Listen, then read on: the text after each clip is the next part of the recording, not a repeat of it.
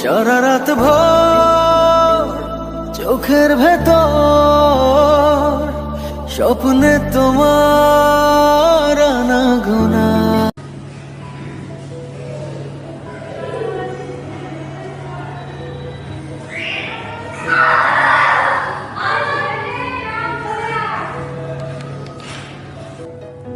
মা, আমি শুনলাম অমিত কাকার একটা বন্ধু এসেছে। হ্যাঁ, অমিত আমাকে বলছিল।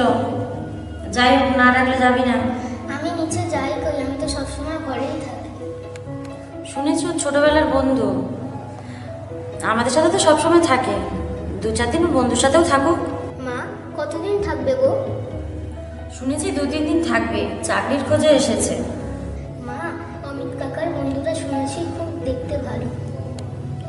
কালকে আমার অফিস আছে, সাবধানে থাকবি। ঠিক আছে।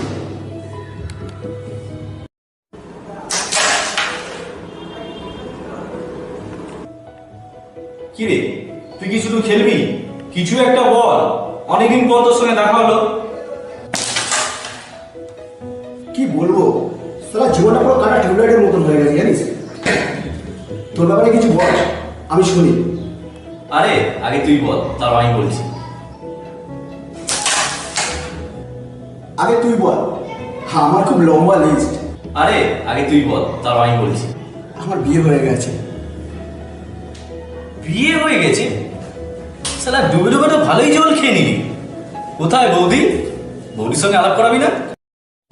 নেই রে, ও আমাকে ছেড়ে অনেক আগে চলে গেছে।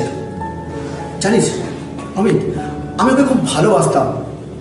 ও আমাকে বলেছিল কোনোদিন আমাকে ছেড়ে যাবে না, কিন্তু চলে গেল কেন? তোকে ছেড়ে চলে গেল? জানিস, অনেকে বলেছিল ও একটা ছেলেকে ভালোবাসতো, কিন্তু আমি বিশ্বাস করিনি। আমি ওকে অন্ধের মতো ভালোবাসতাম রে।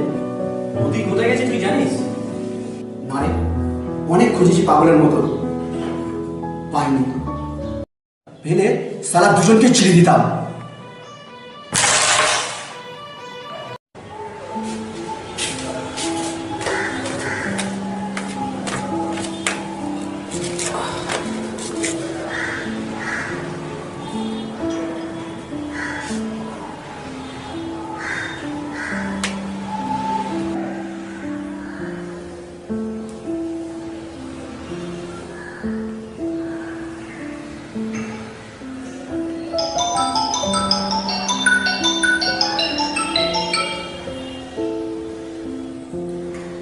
বলো। হ্যালো, কি করছো আমার সোনামণি? এই তো অফিসে যাবো, রেডি হচ্ছে। অফিসে? অফিসে না গেলে হয় না? আমি ভাবলাম আমার বন্ধুর সাথে তোমাকে আলাপ করাবো। তোমার বন্ধু এখন আছে তো? পরে নয় একদিন দেখা করে নেবো। যাই হোক, তোমার বন্ধুর কতদিন থাকবে? এই তো একটা ভালো পুলিশের চাকরি পেয়েছে, কালকেই জয়েন। ভালো, তাহলে কি তোমার কাছেই থাকবে? আরে না না, ও চাকরির সাথে সাথে একটা ফ্ল্যাটও পেয়েছে। আর আমার বন্ধুকে যাতা ভেবো না, ও এখন পুলিশ অফিসার, আর আমার এই সোনারপুর থানাতেই পোস্টিং। ঠিক আছে, রাখছি। আমারও অফিসে দেরি হয়ে যাচ্ছে। চাকরিটা চলে গেলে কেউ খাওয়াবে না, সবাই মজা নেবে। ঠিক আছে, রাখলাম।